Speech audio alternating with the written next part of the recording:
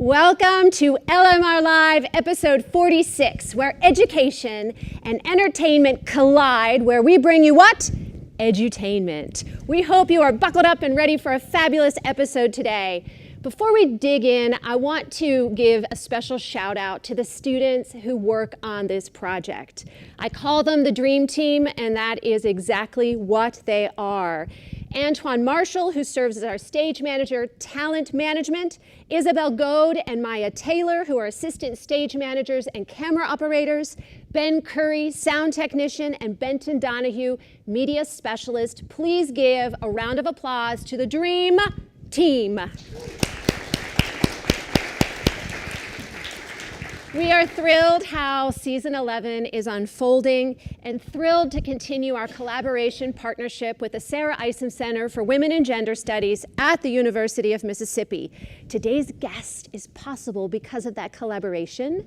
We are going to be here with animator Elizabeth Ito, going to talk about her in a moment. She is here as part of our third annual residency program.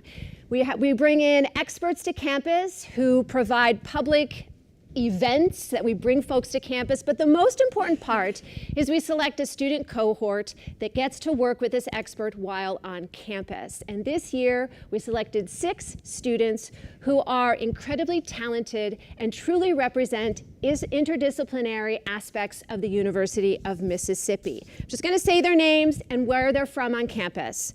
Julia Kraus, Master's in Southern Studies. Angeline Morgan, Senior BFA in Art, Printmaking, and Imaging Arts. Noreen Ocampo, MFA Creative Writing. Sandeep Rai, Master's Integrated Marketing Communication. Sheila Ricketts, Master's Southern Studies. And Ira Sen, PhD in English. I say this to point out, yes, we are the living music resource. Yes, we are focused on music and the arts, but we are about bringing different disciplines together. So let's give a little round of applause for our cohort.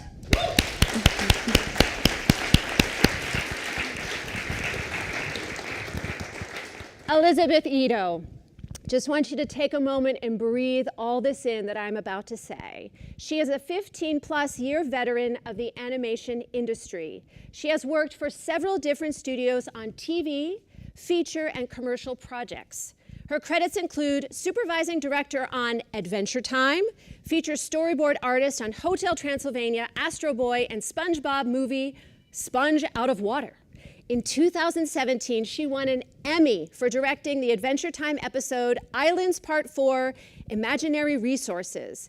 She is the creator of the award-winning short Welcome to My Life, which won the Audience Award for Children 12 to 17 at the New York International Children's Film Festival. In March 2021, Elizabeth's City of Ghosts premiered on Netflix, and in 2022, she was a Peabody Award winner. Whew. Elizabeth lives in Los Angeles, but guess what? She's here. She is here in Oxford, so let's give a warm round of applause and get her out here. Elizabeth! Can you tell that I get flustered when I say all your credentials? It's intimidating. You're a superstar. Thank you. Oh my gosh. Well, you've been here for several days. I just want to ask, what's your first impression of Oxford? Well, it was it was after a football game, so it was a little, Enough said. No. a little more crowded than I'm used to. But then, yeah, it's great. I'm still kind of absorbing it because it's not been that long since I arrived. So. True. Has there been anything that surprised you since you've arrived? I don't know. I mean, not really. I think I tried to come here with an open mind, knowing I don't know a lot about where I'm going, and that's been pretty helpful to kind of just I think just trying to listen to the folks that are around when I got here, and yeah, finding out what everybody's all about here. It's been really nice, actually. Oh, good. We hope you've felt a warm welcome, because we've been talking about you for, I don't know, months and just anticipating your arrival. On Monday, the university celebrated its 175th anniversary, and it was really special getting to be at that event with you. And I say that because so much of your work is based on place and history, and as you just said, you're such you're such a great listener and observer. It was special getting to experience that with you. Thank you. I was glad to be here for it. I think honestly, each moment is just sort of learning more about, to be honest, the way that people communicate at the different places that you visit. So I think that's down to kind of recognizing just a lot of customs and a lot of things that are important to people where you go, and it varies so much from even within the same state, different towns. It's so varied in how people are. So absolutely. Well, we're going to jump into our first segment, which is Truth Be Told. We're going to ask you a few questions that are based on the Marcel Proust questionnaire. So first question up in Truth Be Told.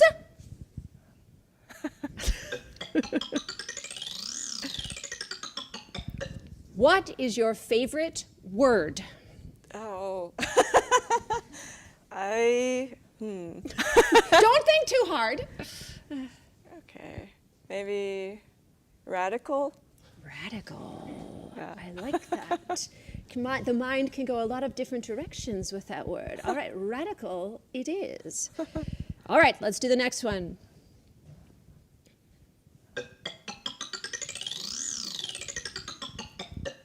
Who are your favorite writers? I don't know if this is the first one that came to mind was E.E. Cummings, but I have a lot of other writers that I enjoy. I think it's more favorite books, maybe. Ooh, do tell. Okay. I think just because of the current moment, I was thinking about how much I liked Catch-22 as a book. Yeah, I don't know. Those are two names and things. Well, these questions are so good because they just reveal about the individual in different ways. So yeah. Thank you for sharing that. Sure. Last question.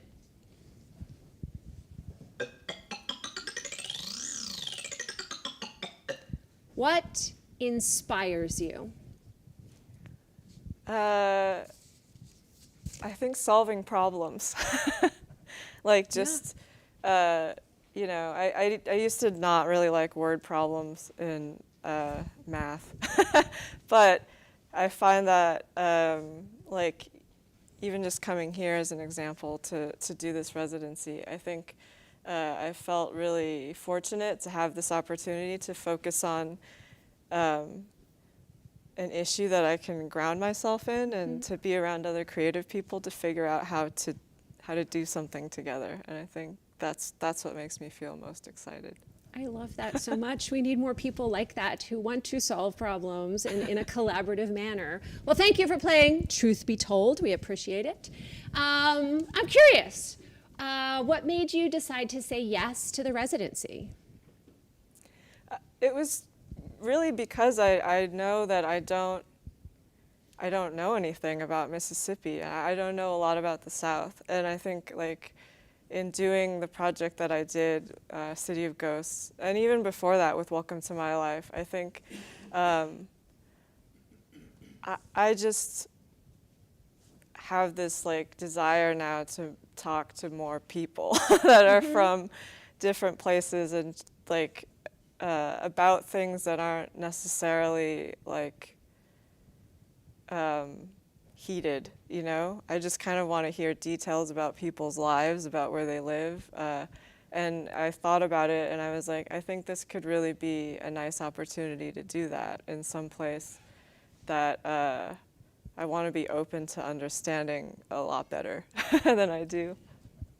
That is, your answer is inspiring me, because I think in this time and climate that we're living in, we need more moments like that, where there's a moment to pause and to understand, to have the empathy, to put ourselves in other people's shoes. We have honors college students here today, and this semester we focus on self and society. And so much of that, I hope they're picking up within the class, is imagining yourself in someone else's shoes. And I love that you came here, what appears to be so open-minded and ready to embrace. So thank you. Yeah, I mean, truth be told, though, I was a little nervous because, there's a lot of really, the word that I picked, radical stuff that's happened here. So I think, you know, for me as somebody that comes from LA, obviously there's like a ton of assumptions that people make about what that's going to be like. Yeah. Some people don't like it. They come in really ready to not like it because of like fair reasons, honestly. But I think I'm really grateful to be here and to be meeting people here. So. No, I think we all jump to assumptions Yeah. about situations. I'm thinking of something you said Monday night at the Q&A at the Malco. You appreciate the smog of LA. I've never heard anybody say that before. I mean, you know, just that it has this, what did you say, haze filter of sorts. I guess it's perspective. Yeah, sunsets look really cool there because there's pollution. So like, I don't know. But I want to talk a bit about City of Ghosts. This series explores place, storytelling, and history by taking the neighborhood. Hello there. I'm Siri. Hello, Siri. We weren't asking for you, but thank you. We're being watched. Site of exploration. And I have a question from Maya. What is your process for coming up with ideas for shows like City of Ghosts?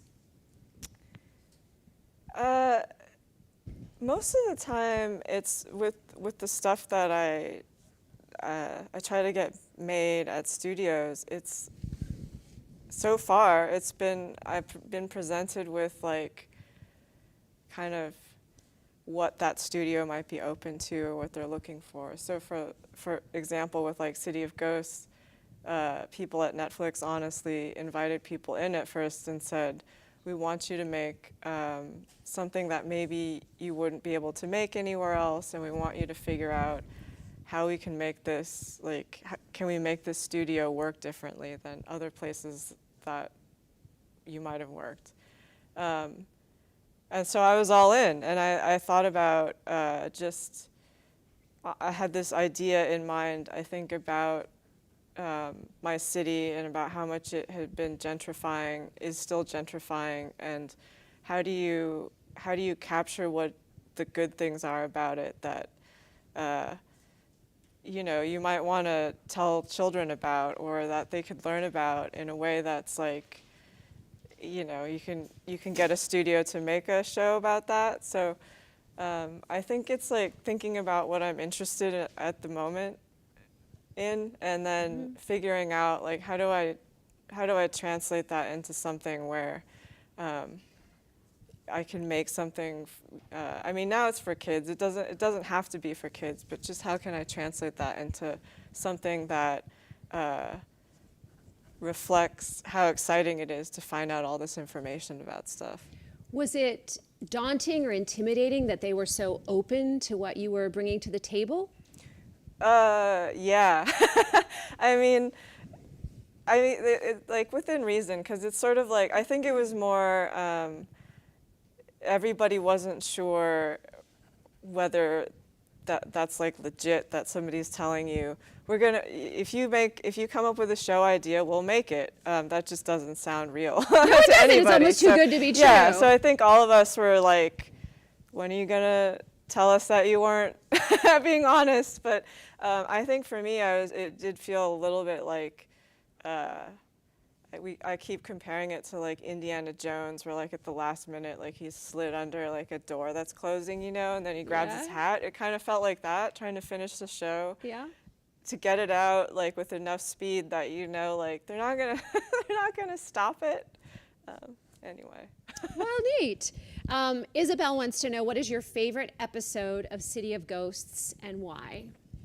I like the Bob and Nancy episode because I got to work with Penn Ward on it, who's the creator of Adventure Time, and I got Adam Muto, who now runs all the Adventure Time stuff, to be a character in it, and I got to put a Smokey and the Bandit clip in it, a live action clip. So if you haven't checked it out, please do. Those of us that were at the viewing and Q&A on Monday, I mean, everyone was it was epic. So what were the unexpected challenges that occurred through the process? And let's be specific with this show. Were there any unexpected challenges? I think for me, it was making sure just always sort of checking ourselves to make sure that like the stories we were telling were from the best perspective for that particular story. So, like, for example, we have an episode that's about the Tongva people, who are the original people of that particular area of LA. And just the acknowledgement that they have been through a lot, and you don't want to be yet another voice that's like misrepresenting what happened to to them. And you want to make sure that just like the story that you're telling is something for maybe where other people are learning a lesson rather than like the Tongva people learning the lesson, because that's not really who you're trying to teach with this. So all of that was probably, it's just like an example of like the kinds of things where it's like you're trying to navigate that. Also, even just asking certain people or certain people with certain backgrounds, like, do you believe in ghosts? Are you okay with it if we make you a ghost character? Like, is there some sort of superstition where we're going to be crossing a line where we just want to make sure that the people that we're trying to highlight, that we're also sensitive to things that we should be sensitive to. Right. Was there a heightened sense of responsibility in any way because it was going to be for children, and also such a great opportunity to expand young minds? Yeah, I think it's complicated, because I think there's always a heightened just scrutiny of what you show in stuff for kids, and also just what people consider to be universal about what we teach to kids. Right. I think, as we've seen, it's just challenging to get on the same page about that sometimes. So I think in that way, like, yeah, it's also just sort of like, as we've seen, like structurally, it's also trying to figure out, what is the audience that this corporation is really talking about, who they want this to talk to, or who they're afraid of the reaction of this thing to. Because, yeah, you sort of learn a lot about, areas where where like corporations are nervous about saying anything to kids now. So I think, luckily I navigated that a little bit, like it was a little bit more lenient than I feel like it's getting right now. So I feel fortunate in that regard. What do your own children think of the show? Oh, they love it. Are they your biggest critics or your biggest fans, or both? Luckily, they're like some of my biggest fans, but there is this fear as a parent that like you're gonna be so bummed if your own kids don't like it, if they get bored or whatever. I can relate. Yeah, yes. Yeah. So, or like, I don't know, especially because sometimes the other stuff they gravitate towards, you've tried to avoid. So like, if they don't like your stuff also, that's a huge bummer. Got it. All right, we're going to go to a new segment on the line where we have questions that have been sent in. And Antoine wants to know, when did you know that animation writing is what you wanted to do? I never knew specifically the writing part, but I knew, I think, after in 11th grade, that summer, I went to this program in California called CISA. It's like the California State Summer School for the Arts, and they had many different mediums you could pick as far as like what creative thing you could do. And I saw animation on there. I didn't have any sort of familiarity with what that was, so I picked that, and then it was just, that was it. After that, I just wanted to do that. So really neat. Yeah. Angel wants to know, is there a specific music album or genre that influences your creative practice?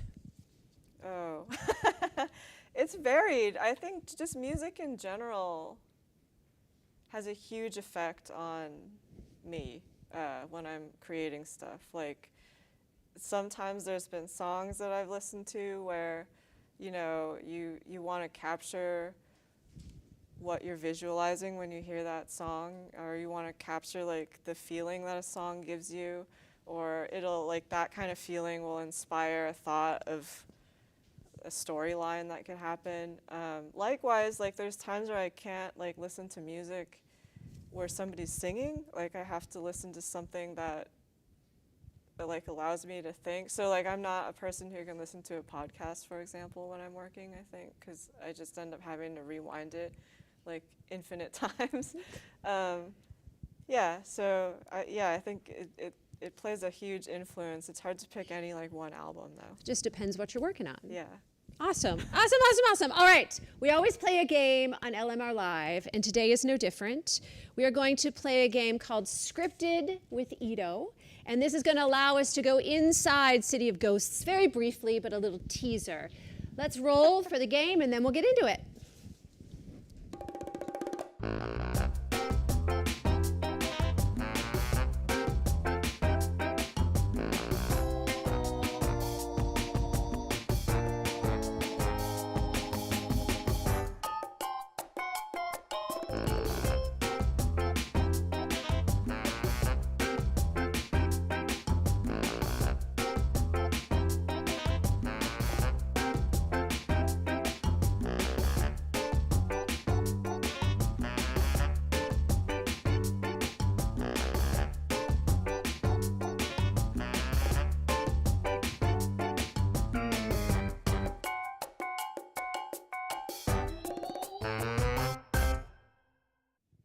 All right, we are scripted with Ito.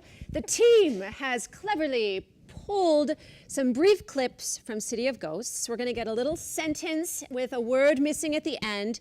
You and I are going to take a guess as to what that word is. She does have a little bit of an advantage. But it'll be funny if you get it wrong, actually. I know. And I'm going to fill in the blank here, and then we want to engage with all of you. Want you guys to shout out and see which person you think is correct, okay? Sound like a plan? Are we awake? All right, fabulous, fabulous. All right, so first one is just for practice, and I know the answer to this one, truth be told. Oh, truth be told, I worked in the previous segment. All right, yes, badoomch. All right, we're ready, Mr. Benton. Our family has lived here. Our family has lived here, like I said. Well, I'm...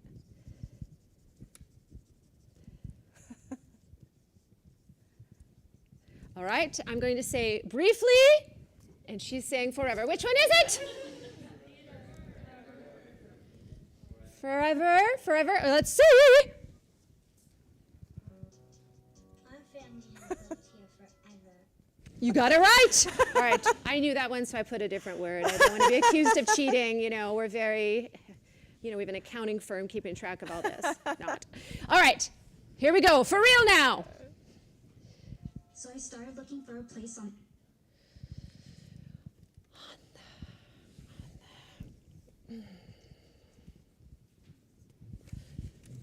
Strip? I don't know. This is going to be so rough. All right, what is it? So I started looking Yes! for a place on the east side. You're going to get 100% on this test. I better. All right, next. I'm biased because it's my mom and I love her.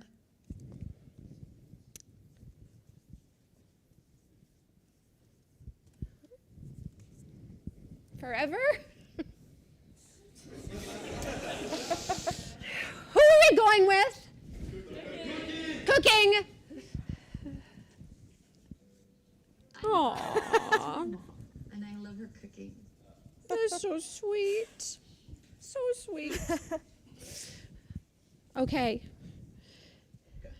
Home is whatever found. Home is forever. Okay, someone help me. Someone help me. Home is. Okay, thank you.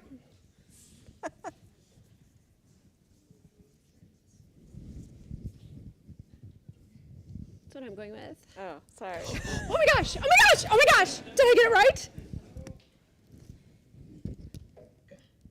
is Yeah. Yay, thanks for the help. Yay. Okay. Isn't What's the your name? Are you Bob? no one. Oh, I should know this. I should know this. I should know this.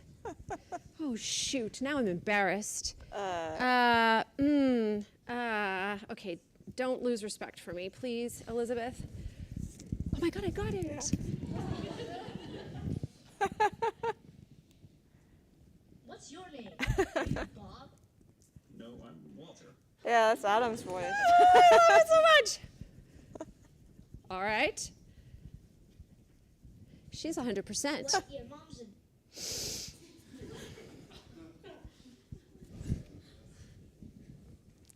Yeah. What? Your mom's a ghost? Yep. You guys are very quiet. Very quiet. You wanna see me struggle? Is that the end? Oh my gosh, that was too fast! That was so fabulous, though. Yay to Maya and Isabel and Benton for working on that game. And I don't think we have to check things. I believe you are the official winner, no Yes. doubt. So good to know. She remembers what she wrote. So I hope those of you who are seeing this for the first time, I mean, adorable, yes? Please, please, please check out this and all of Elizabeth's work because it is phenomenal. I want to do a hard curve here, abrupt. Can you talk it all from your perspective how the writer's strike was for you or for your cohort? Well, I mean, like, oddly enough, this is very Hollywood, but like animation writers are still sometimes separate than people who write for live action. So I think it didn't necessarily like hit me super hard. I feel like the thing that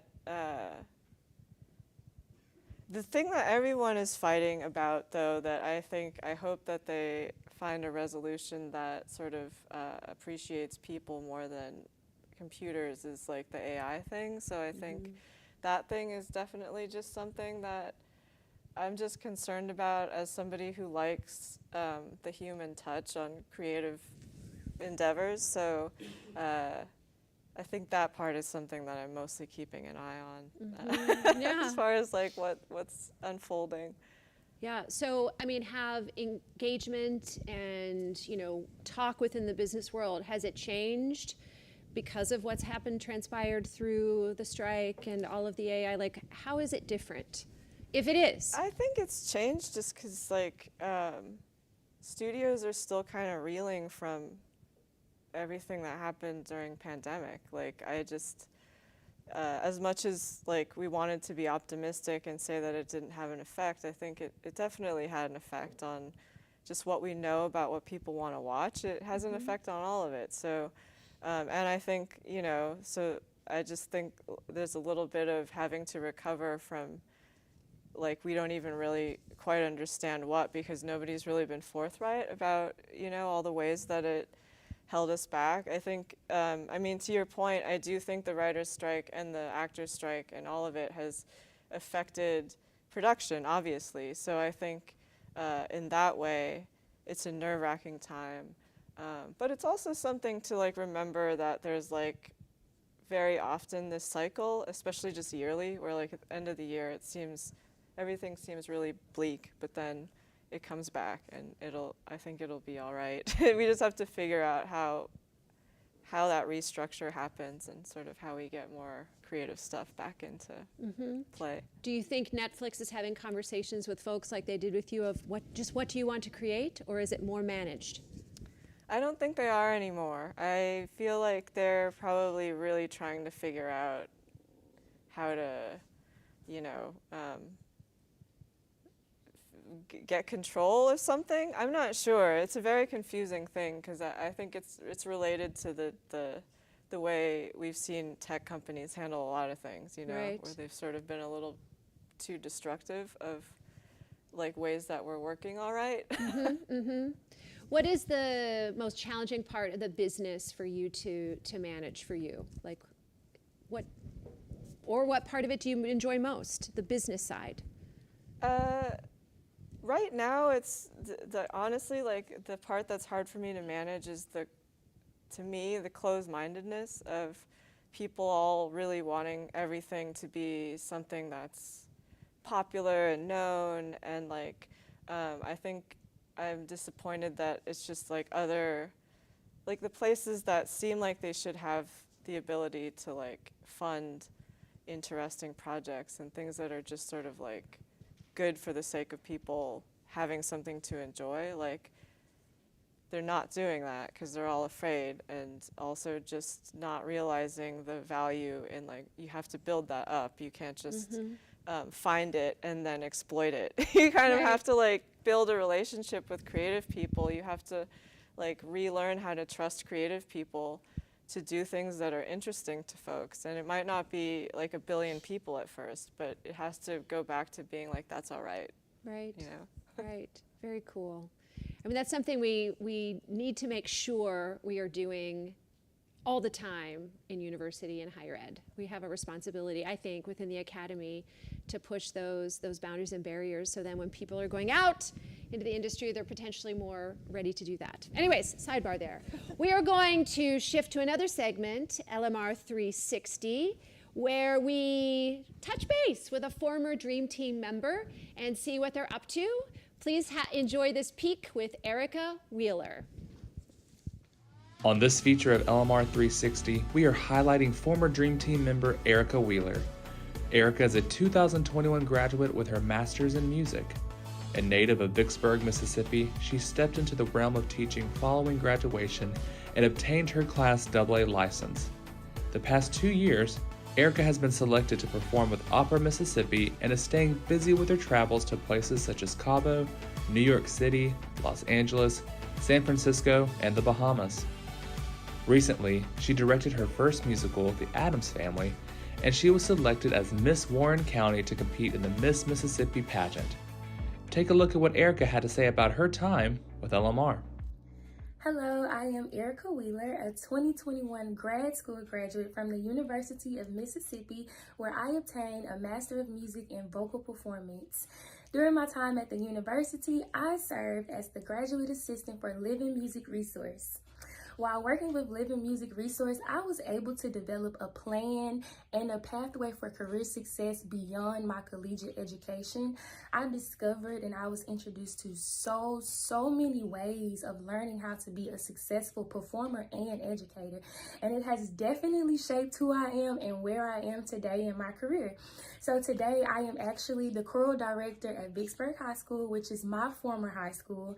I've been there for 2 years, and it has been so much fun being able to create and make music through my very own choral program.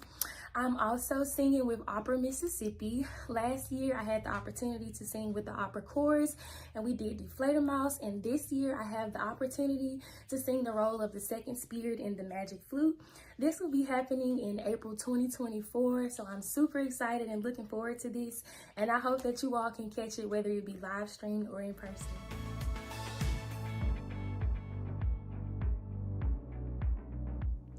It is so exciting because we have an amazing group joining us. Izzy Arthurs. Give it up for Izzy Arthurs.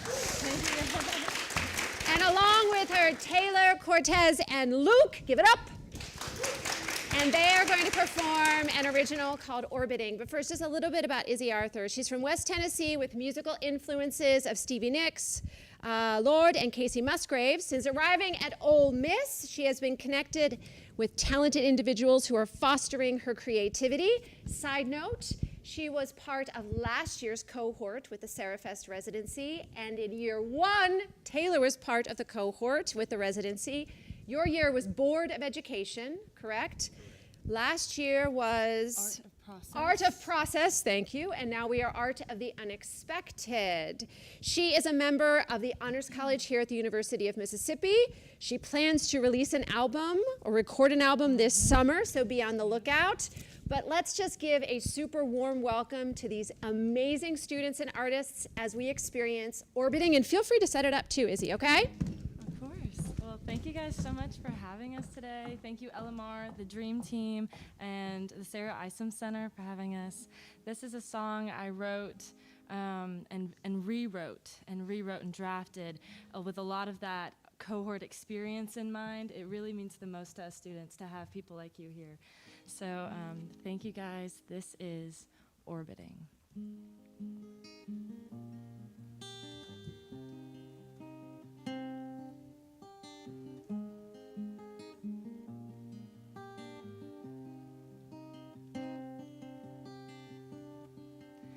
I know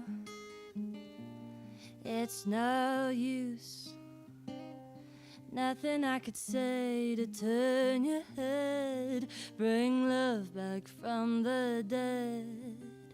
Colder than your shoulder when I reached out for my one true lover, disappeared into the sun. I never loved no one, I never loved no one.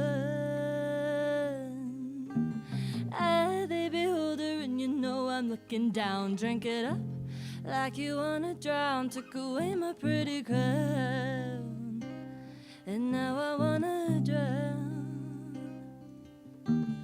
Orbiting, close enough to hear their voices echoing, never close enough to touch, and never close enough.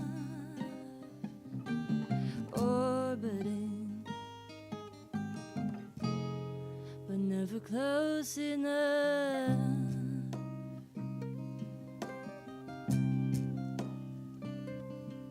I know, you know I'm out here, circling your light, torn by the side, a love-lorn satellite. Colder than your shoulder when I reached out for my one true lover, disappeared into the sun. I never loved no one, I never loved no one. I the beholder and you know I'm looking down. Drink it up like you wanna drown. Took away my pretty crown, and now I wanna drown. Orbiting, close enough to hear their voices echoing, never close enough to touch, never close enough. Orbiting, but never close enough.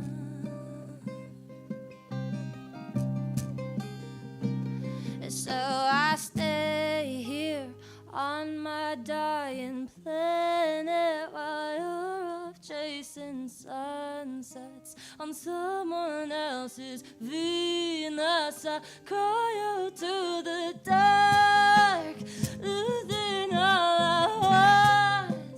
I still hear your voice, it echoes in the void.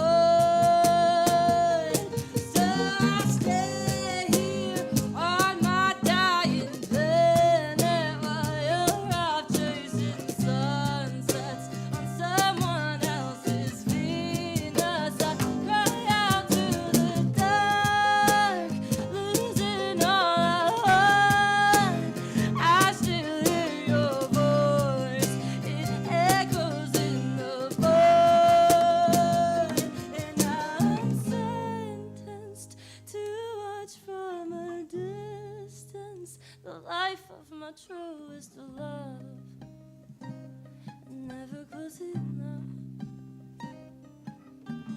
Orbiting, but never close enough to touch, never close enough, never close enough, never close enough,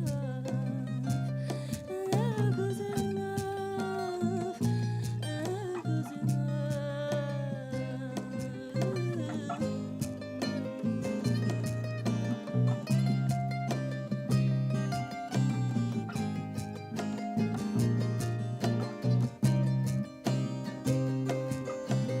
Orbiting,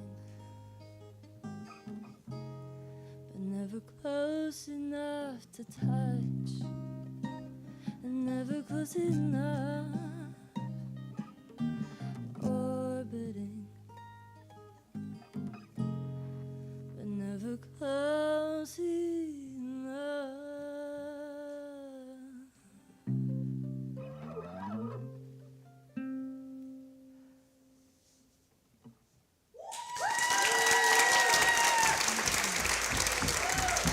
So great! So great! So great! So great! So great! Oh my God! Are we like amazing? Yes? Yes? Woo!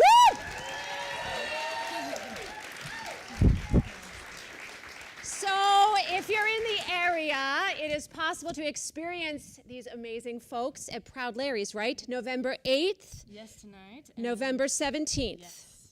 So make sure you go and check it out. Izzy, you're fabulous. Everyone's fabulous. I mean, thank you for being part of this. And we are honestly excited to just see where your career in life takes you. So thank you for being our musical guest today. Thank you for having us today. Let's give them a round again. Thank you, guys. There is so much talent at this university. There's so much intelligence at this university. And most importantly, there's so much collaboration at this university. Elizabeth, please come back. What did you think of orbiting? Amazing. Amazing, yes? Yeah.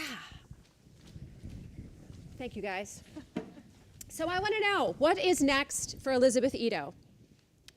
I don't know. I mean, I'm trying to get a project going at Apple TV Plus. I have been on an overall deal. It's sort of coming to a close, but it doesn't mean, you know, I'm not still sort of trying to champion a couple things there. So we'll see. Hopefully that.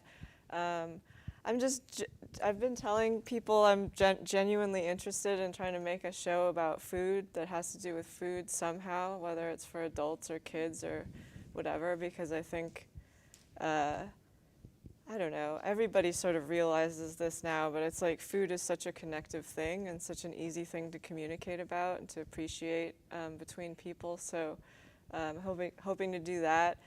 In the short term, I'm doing some projects that have to do with the mall, because I missed the mall. I missed it during pandemic, and I think I didn't quite get over missing it, so I'm still doing stuff that has to do with that. Neat, neat. Food, yes. I mean, that is something that connects us all together. We need to hook you up with the Southern Foodways Alliance that's here while you're around. Did that already come up with the cohort? You're not the fifth person, I think, that's told me that. All right, we're going to make sure we make that happen. So they're telling me 5 minutes. I want to make sure I get a few thank yous in here. I want to thank all of our LMR supporters and partners, our loyal viewers via the web, the College of Liberal Arts, the Department of Music, and our giving group, the Secret Salon Society.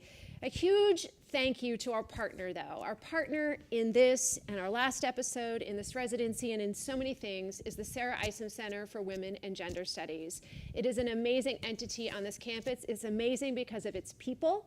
So I want to specifically thank Teresa Starkey and Kevin Cozart for their just deep dive in all of this. So let's give it up for them.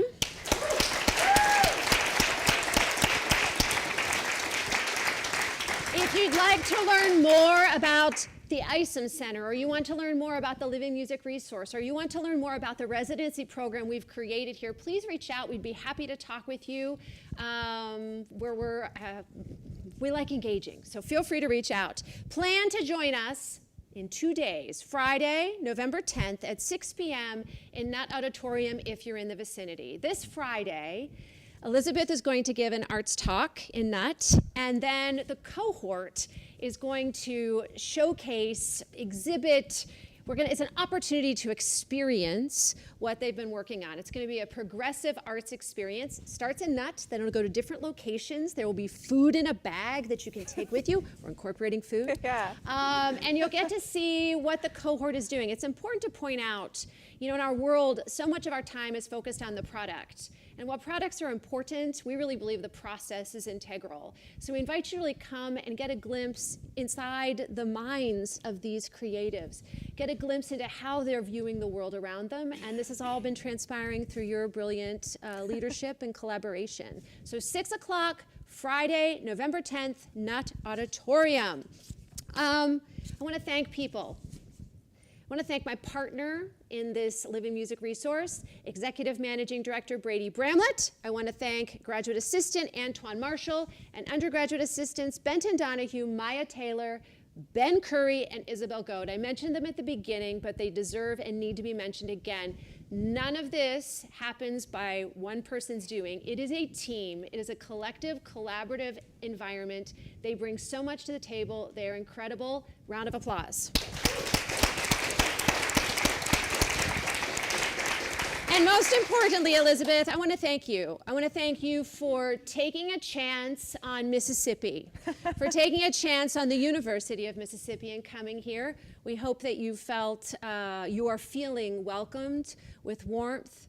It's been exciting the time I've had beside you to sort of imagine how your eyes and ears and senses are taking in what's around you. You've already made great impact in the short time you've been here. I can't wait to see what happens as we unfold the rest of the week and with the cohort. Actually, cohort members who are here, come on up, jump in the shot. Come on, those that are here. Get in here. Get in here, come on. So here are 3 of the 6 cohort members that you'll get to experience on Friday. And as I always say, the music, research, revolution continues. We'll see you next time. Edutainment.